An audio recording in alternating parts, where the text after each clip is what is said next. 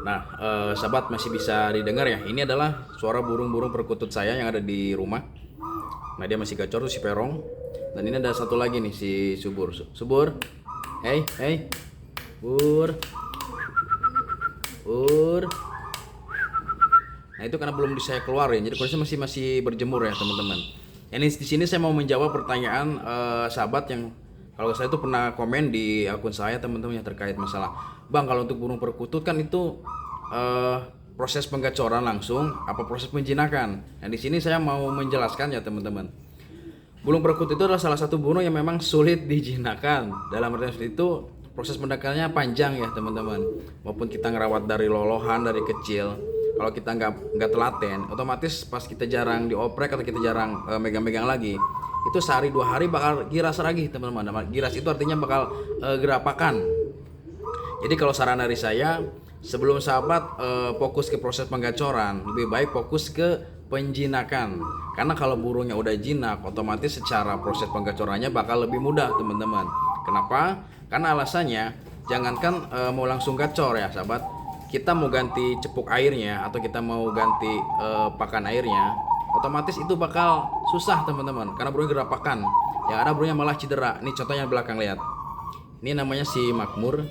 Makmur ini kalau saya nongkrong di depan, ya kita mau ngopi atau mau apalah di teras ya contohnya, teman-teman, itu otomatis saya taruh ada di kadang di belakang, kadang di depan, yang jelas sering dekatkan dengan kondisi kita ya, teman-teman. Dan kalau untuk proses gantang itu usahakan si burungnya juga jangan sampai jauh. Kalau bisa ada di depan pintu gak apa-apa, teman-teman, tapi ya jangan sampai kena pintu juga.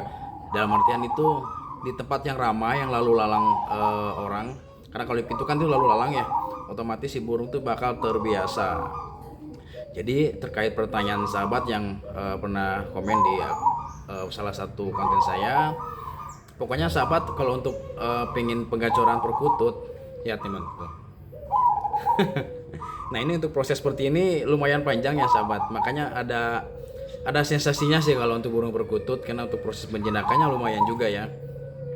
Intinya buat sahabat, jangan lupa kalau ingin menggacorkan perkutut, kalau bisa proses penjinakannya dulu dipakai ya, teman-teman. Kalau untuk proses penjinakan mungkin saya pernah bikin di video-video sebelumnya, di YouTube saya juga ada ya, teman-teman. Yang jelas kalau untuk burung yang masih giras, usahakan sering dimandikan ya, teman-teman. Dalam artian kita sering semprot ketika udah burungnya basah. Nah, itu bisa dipegang-pegang pakai tangan, sahabat. Jadi supaya ada relaksasi dan si burungnya tuh bisa cepet adaptasi dengan kondisi tangan kita, teman-teman. Karena perkutut juga dia tuh tahu mana yang sering ngerawat sama yang enggak. Otomatis kalau yang kita biasa ngerawatnya, dia nggak takut, teman-teman. Nah, di situ maka si burung tuh nggak merasa terancam. Makanya lebih anteng nih, kayak si Makmur. Ini Makmur udah mulai anteng. Nah, sebenarnya ada 2 burung nih. Itu si Makmur tuh yang yang kandang naga, yang di belakang. Nah, ini yang merah. Ini masih giras banget, teman-teman. Serius, ini masih giras banget. Tapi sekarang dia udah mulai agak anteng. Nah, saya deketin, dia masih anteng tuh di tangkringannya. Tapi kalau kita pegang itu pasti gerapak-gerapak. Kenapa? Karena dia masih proses adaptasi juga buat proses pendekatan. Tuh. Ini Perong masih gacor. Terus si Subur juga ini lagi jemur. Tapi kalau udah selesai jemur, dia pasti bakal bunyi lagi. Nah, bunyi kan Subur. Subur. Bur. Tuh, langsung gacor lagi, teman-teman.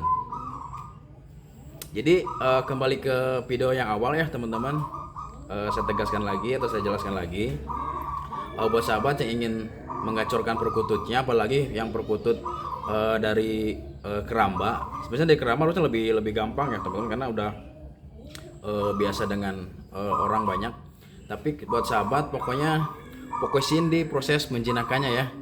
Jangan langsung penggacoran, karena maupun penggacoran juga susah ya. Sekarang sahabat tangkap burungnya masih gerabagan, dikasih jamu, dikasih kencur atau apalah, pokoknya itu nanti malah bikin rusak burungnya, teman-teman. Jadi malah giras, gerapakan yang bahkan bisa mengakibatkan malah bikin cedera burungnya.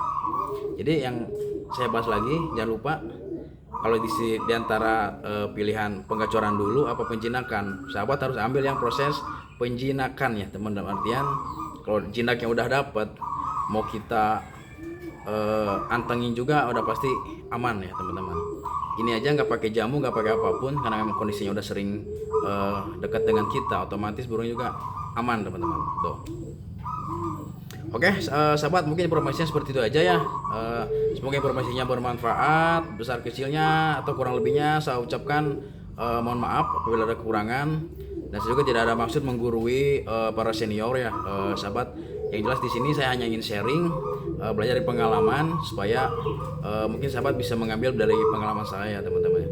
Oke, salam dari saya, salam hobi burung dan dari Agung Merpati ya teman-teman. Assalamualaikum.